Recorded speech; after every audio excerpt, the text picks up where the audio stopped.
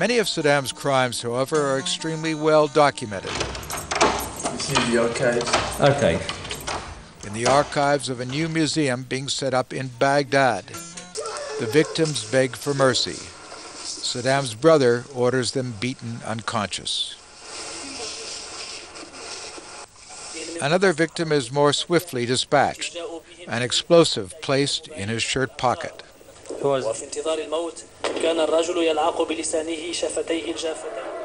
In short, there's no question about the shocking brutality of Saddam Hussein's regime. But will the special tribunal bring to justice all those most responsible, not just Iraqis, but all those most responsible for the horrors of the era of Saddam? That's what millions of Iraqis want to know.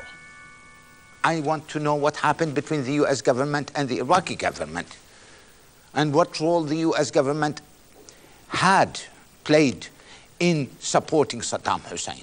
What deals have been made? I'm not after lynching Saddam. Saddam is gone. I want to know the truth. We owe it to the history, and we owe it to ourselves and to our families and the dead people, all the millions that have been killed. What is that truth? What complicity did the United States and its Western allies have with crimes committed during the reign of Saddam?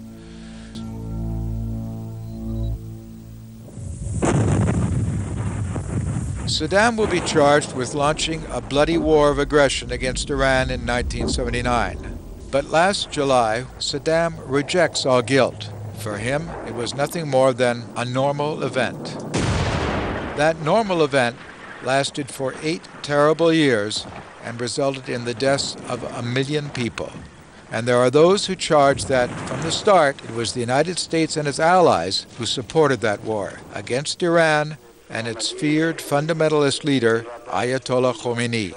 Eric Rouleau is a former French ambassador to the Middle East.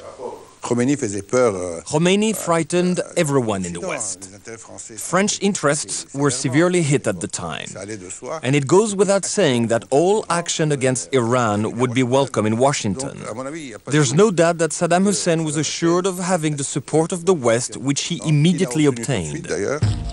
In fact, it's alleged that Saddam received a go-ahead for that attack from the United States. This charge is bolstered by a confidential memo written in 1982 to Ronald Reagan from Alexander Haig, his Secretary of State. Haig wrote that, using the Saudis as go-betweens, President Carter gave the Iraqis a green light to launch the war against Iran. Further, the U.S. may actually have helped the Iraqis plan their attack against Iran. It was in this Parisian hotel that the secret meeting supposedly took place. This, according to Abu Hossein Bani Saad, the president of Iran at that time. His spies bought him a copy of that plan.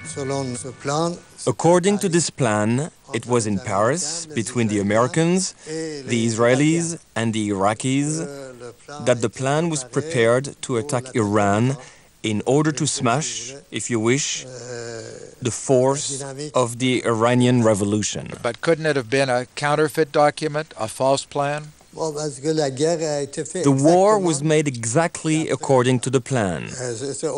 Fortunately, we bought it before the war because it was that plan that saved Iran. I believe that to be accurate. Why? Because I had officials that said that it was our work. The battle plan? Well, we had access to it at least. At the time, investigative reporter Richard Sale had close ties with U.S. intelligence sources. The Americans, he says, were also feeding Saddam trumped-up information about Iran. I was in contact with a whole range of U.S. officials, and we were clearly stuffing Saddam's head with nonsense to make conditions look better than they were. To encourage him to go into Iraq? To encourage him to go in. Yeah, it was going to be a breeze. In fact, the Iranian resistance was much stronger than Saddam had expected. But over the following years, countries of the West and East fed and financed Saddam's military machine. At that time, the Black Devil was Iran. Therefore, anyone who fought Iran was welcome for the West. Roland Dumas, was French Minister of Foreign Affairs. The war, he says, was also enthusiastically supported by the arms merchants.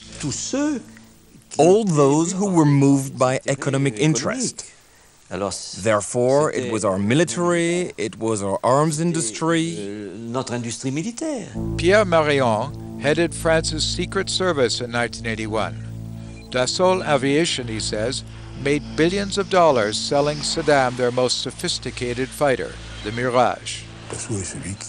Dassault was the one that most profited from the war, the one that pushed the most. You have to see the pressure that was put on French leaders by the different internal powers in France, particularly Dassault, which had extremely important and forceful means of pressure. It may be that France not only supplied their best fighter planes to Saddam, but also their pilots. The French began to fly Air Force missions for him. I mean, What? The French sold him Mirage fighters. Right. They were on contract to, supposedly to maintain the planes. There was some devious arrangement like that, but they were flying missions. The agency told me first, the Pentagon confirmed it. And the French never denied it? No. With such massive support from the West and his Arab neighbors, Saddam battled on. It became the bloodiest conflict of the past quarter century.